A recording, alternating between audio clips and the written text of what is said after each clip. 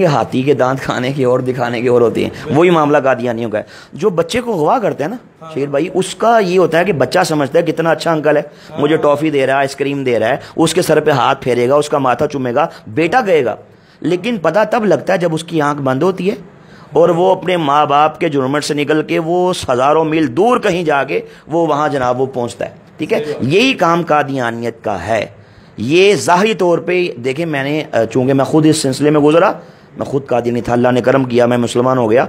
मैं जब खुद मिर्ज़ई था तो मैं माज़अल्लाह नाउज़ बिल्लाह, एक तो इस्लाम दुश्मनी के बारे में मेरे दिल में था। मुझे बताया जाता था कि हमने पूरी दुनिया के अंदर अहमदियत का झंडा लहराना है। ये खुद को अहमदी कहते हैं, हमें गैर अहमदी कहते हैं, और इस्लाम माज़अल्लाह मिटेगा, तबाह बर्बाद होगा। और ये हमसे कहते थे कि तुम ज़ाहरी तौर पे मुसलमानों से मोहब्बत से मिलो, प्यार से मिलो, आला अखलाक पेश करो, दिलों में नफरत रखो।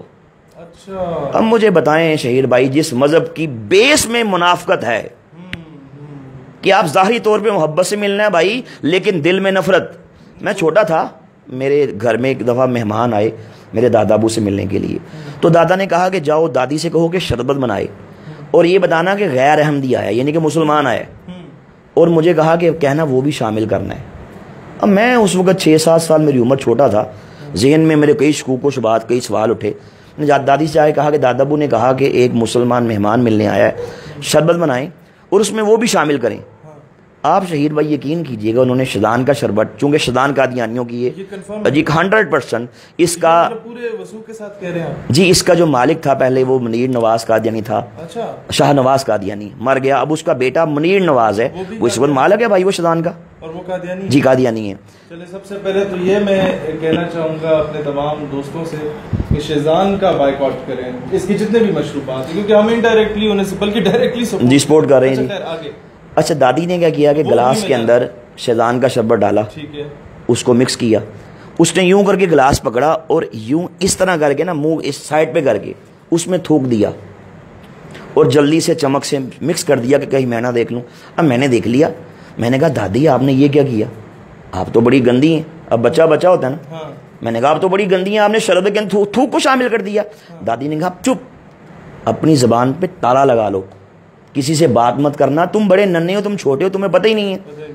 कहा कि ये जो मुसलमान हैं हमारे दुश्मन हैं, ये आज के दौर के अल्लाह के नबी, आज के दौर के अल्लाह के रसूल नाउज़ बिल्लाह माज़ अल्लाह मिर्ज़ा कादियानी को नहीं मानते, इसलिए ये हमसे इनसे नफ़रत का, गुस्से का, बुग़्ज़ का इजहार इस तरह करते हैं कि हम इनके खानों में, इनके पानियों में, इनके शरबतों में हम गलाज़त डालते हैं। अच्छा सर, लास्ट सवाल, हम पेशाब के कतरे शामिल करते हैं माज़ अल्लाह। अच्छा जी, जब को मुसलमान हमारे घर में आए हम उसके खाने में ये डालते हैं, या हम किसी मुसलमान को ये भेजें। अच्छा, कहीं फौतगी हो जाती है किसी गांव में, तो जो बड़ा रॉयल फैमिली से ताल्लुक रखता है कादियानी, वो एक सिंपैथी गेन करने के लिए अपने घर से रोटियां भिजवाता है सारों के लिए। जी जी, वो भी यही काम करता है? यकीनन करता है जी। मैंने उसकी देखिए, हमें कहा जाता था कि मुसलमानों से इस तरीके से नफरत का इजहार यूं करना है, ये हमारी भाई ट्रेनिंग थी। अच्छा, ये बात दुरुस्त है कि फॉरेन फंडिंग होती है इन लोगों को, और अगर होती है तो क्या मकासद क्या है?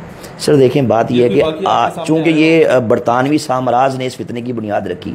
आप मिर्ज़ा कादियानी की किताबें पढ़ लें, मैंने अपनी किताब के अंदर पूरा एक चैप्टर है जो मिर्ज़इयत को, जो अंग्रेज़ ने किस तरह पैदा किया, बरतानवी साम्राज्य ने किस तरह अपने सियासी मकासद के हसूल के लिए, इश्क रसूल की चिंगारी को मुस्लिम के सीने से निकालने के लिए, जिहाद को ख़त्म करने के लिए माज़अल्लाह, इस 2 टके के इंसान को जो उस वक़्त सियालकोट की कचहरी में बतौर मुंशी 15 रुपये माहवार पे मुलाजमत करता था, इसने धरती माँ की इज्जत का सौदा किया, इसने इस्लाम की इज्जत का सौदा किया। इसको आप अब अगर पढ़े ना WW हंटर, आप उसकी रिपोर्ट पढ़ लें, आप इंडिया ऑफिस लाइब्रेरी लंदन की वो रिपोर्ट पढ़ लें कि जो बड़े सगीर के अंदर अंग्रेज़ ने पूरी दुनिया से जो ब्रिलियंट माइंड लोग हैं, जो हर शोबा है ज़िंदगी के, जो एक्सपर्ट्स हैं, उनको यहाँ बुलाया, उनकी मीटिंग यहाँ पे रखी।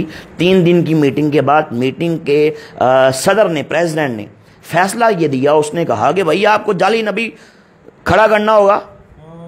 वहां से इसकी बुनियाद चली। और लोग अनपढ़ थे जी, अनपढ़ थे, तो आप इस्लाम के पैरेलल इसको खड़ा करेंगे।